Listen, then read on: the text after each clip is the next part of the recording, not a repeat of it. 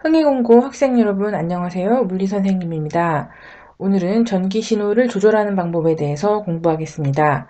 저항 코일 축전기가 교류 회로에서 어떤 특성을 가지는지 공부하고 난 다음에 코일과 축전기를 활용해서 고주파, 저주파를 조절하는 회로에 대해서 배우고, 그리고 교류를 직류로 바꾸는 정류기의 역할에 대해서 배우도록 하겠습니다. 먼저 축전기에 대해서 다시 공부해 볼까요? 1학기 때 공부했던 것처럼 축전기란 두 도체판을 마주보기 위해서 전하를 저장하는 장치입니다. 지금 이 전지에서 축전기로 전하가 모인 현상을 충전이라고 하고, 축전기에서 전자가 빠져나가는 현상을 방전이라고 합니다. 만약에 교류에 이 축전기를 연결하면 어떻게 될까요? 교류의 축전기를 연결하면 순식간에 플러스 Q, 마이너스 Q의 전하가 충전이 된 다음에는 끊긴 회로가 되어서 더 이상 전류가 흐르지 않습니다. 그런데 교류는 계속해서 전류의 방향이 바뀌기 때문에 위로 갈 때, 그다음에 아래로 갈 때 계속해서 충전되는 전하량이 달라지면서 오히려 끊어진 회로를 이어주는 역할을 하죠. 자, 이렇게 축전기가 교류해서 저항과 같은 역할을 할 때 우리가 그것을 용량 리액턴스. 두 번째, 코일입니다. 코일은 도선을 여러 번 감은 것인데요. 교류가 흐르면 어떤 일이 생길까요? 먼저 직류가 흐를 때는 코일에 자기장이 형성되어서 전자석과 같은 역할을 하게 됩니다. 교류가 흐르면 전류의 세기가 변할 때 자기장이 변하면서 자기장의 변화로 인해서 코일에 유도 기전력이 생깁니다. 이 유도 전류는 반대 방향으로 생기잖아요. 그래서 회로에 흐르는 전류를 방해하고 코일도 교류 회로에서 저항과 같은 역할을 하게 됩니다.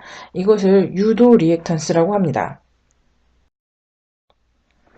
자, 전기 회로에서 전류의 세기를 조절하는 것은 먼저 여러분이 중학교 때 배웠던 직류전환에서는 회로에서 저항을 이용하면 전류의 세기를 조절할 수 있어요.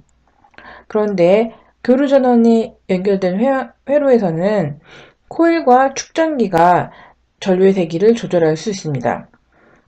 우리나라의 가정에는 220V에 60Hz 정도의 교류가 들어오는데요.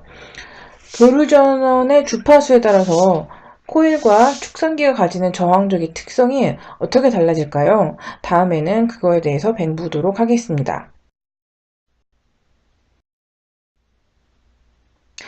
그래서 우리는 이렇게 얘기합니다. 교류 회로에서 축전기는 교류 주파수가 클수록, 코일은 주파수가 작을수록 전류가 잘 흐른다.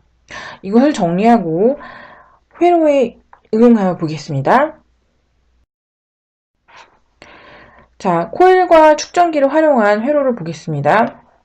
자, 먼저 이 왼쪽의 VIN은 입력 전압을 의미하고요. 오른쪽의 Vout이 아웃풋, 그러니까 출력 전압을 의미합니다. 이 교류 회로에 주파수가 큰 신호와 주파수가 작은 신호를 같이 보내겠습니다. 주파수가 큰 것을 고주파, 주파수가 작은 것을 저주파라고 합니다. 자, 이게 처음에 이제 흘러가서 저항에는 둘 다 잘 흐릅니다. 근데 병렬로 갈라지는 이 분기점에서 코일에는 주파수가 큰 게 흘러갈 수 없죠.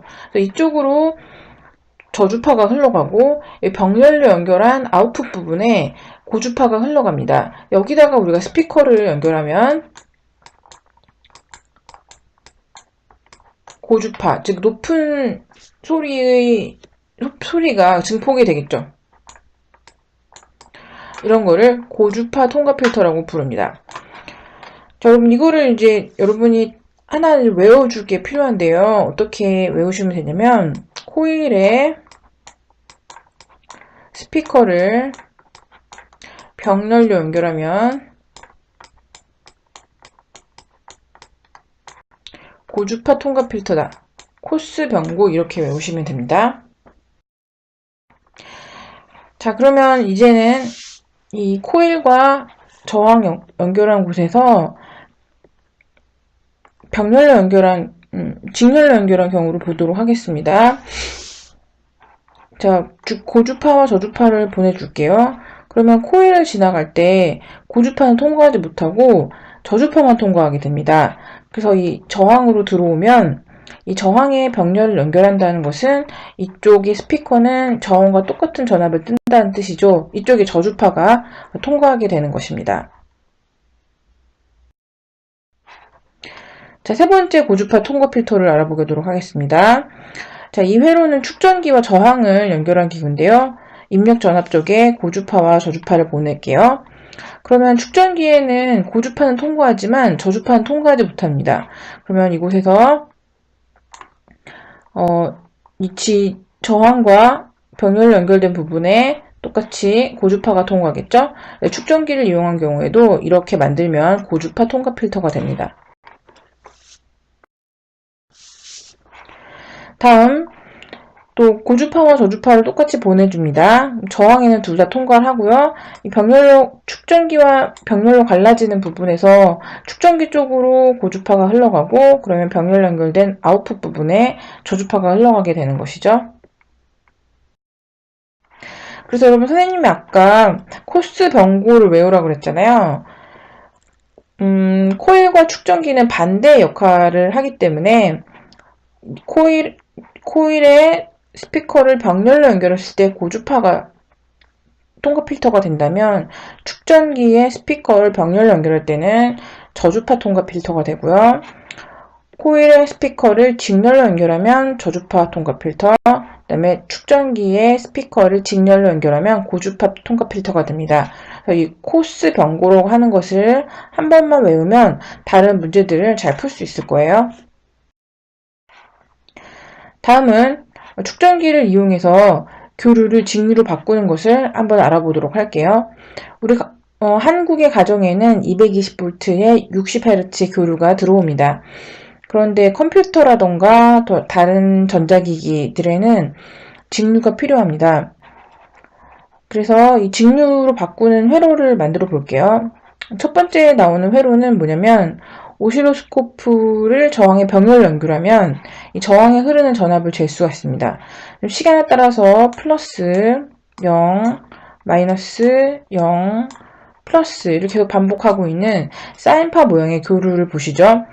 그러면 이 플러스인 부분은 이 부분이 전격 전류라고 했을 때는 기기에 물을 주지 않지만 이 마이너스에 해당한 이 부분을 없애야 전자기기에 물을 주지 않습니다. 그래서 이 회로에다가 다이오드 4개를 추가한 경우에는 다이오드는 전류를 한 방향으로만 흐르게 하잖아요. 4개를 이렇게 만들어주면 빨간색의 플러스 전류가 흘렀을 때도 이 방향으로 흐르고 파란색의 마이너스를 주었을 때도 한 방향으로 흐릅니다. 그래서 우리는 똑같이 플러스로만 흐르는 전류를 얻을 수 있어요. 그런데 문제는 이 전류의 값이 일정하지 않고 이렇게 작아지는 부분이 나온다는 것.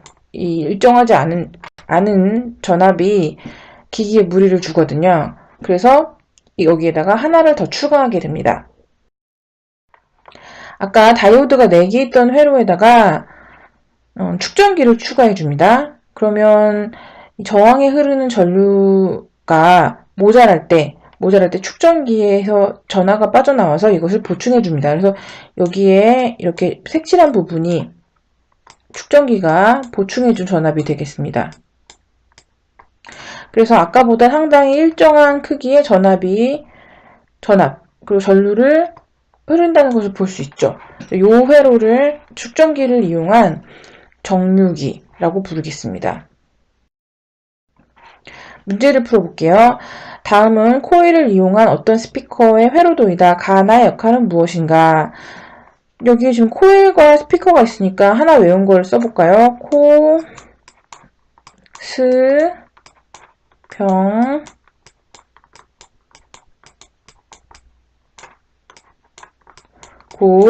코일의 스피커를 병렬로 연결하면 고주파 통과 필터이다. 여러분 여기 보시면 여기서 코일과 스피커가 갈라졌네요. 그러니까 이 위쪽은 고음용 스피커가 맞고요. 가편이 고음용 스피커가 맞고, 아래쪽은 코일의 스피커가 직렬로 이렇게 연결되어 있으니까 나는 저음용 스피커입니다. 고주파인 고음은 파장이 짧아요. 그래서 스피커의 폭이 짧고요.